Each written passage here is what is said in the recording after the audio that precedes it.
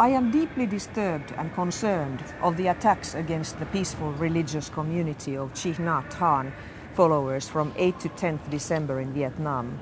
During those days, uniformed and undercover police as well as local Communist Party officials terrorized the residents of Phuoc Hue Pagoda. This forced its abbot to consent to a 31st of December deadline for several hundred Buddhist monks and nuns to vacate the pagoda.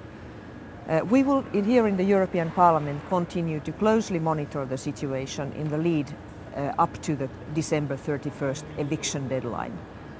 I am alarmed by the reports that the attackers assaulted monks and nuns violently. The violent expulsion of the monks and nuns from Bat Nha monastery and Phuoc Temple, an increasingly tense situation following these actions, are in clear contradiction of the commitments with regard to freedom of religion and assembly, which the government of the Socialist Republic of Vietnam has undertaken as a signatory of the United Nations Universal Declaration of Human Rights. The authorities must inform where those already detained are and ensure that they are not ill-treated.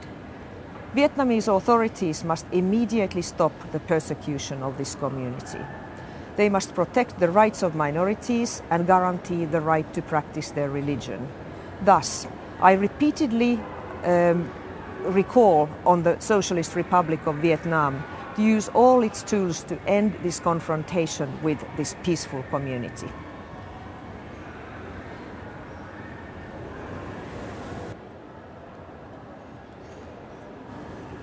Our government is killing our spiritual aspiration.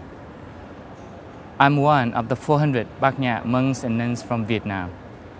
We have come together to practice peace and non-violence as a community since 2005. 16 months ago, our government began to harass and repress us. In June 2009, they cut electricity and water. In September, they violently expelled us from our Bat Nha monastery. After this expulsion, we took refuge in Phuoc Hue Temple, and the persecution escalated up until last week. The government terrorized the abbot to the point that he had to sign a promise that December 31st is the last day that we can stay together. Wherever we go now in Vietnam, we are not safe. It is the greatest catastrophe for a monk or a nun to be separated from their spiritual community.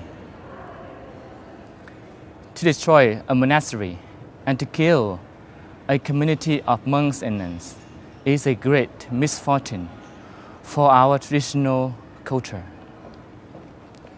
We love our nation, we love our people, and we have devoted our whole life to practice being peace, being non-violent as a concrete contribution to our society and to world peace. But our government and system of law in Vietnam has shown the inability to protect this peaceful community. So we ask for your protection. We ask the international community, especially President Sarkozy of France, to give us temporary asylum. As soon as our government will allow us to practice and stay together as a community, we will return right away to serve our people and not be a burden on France.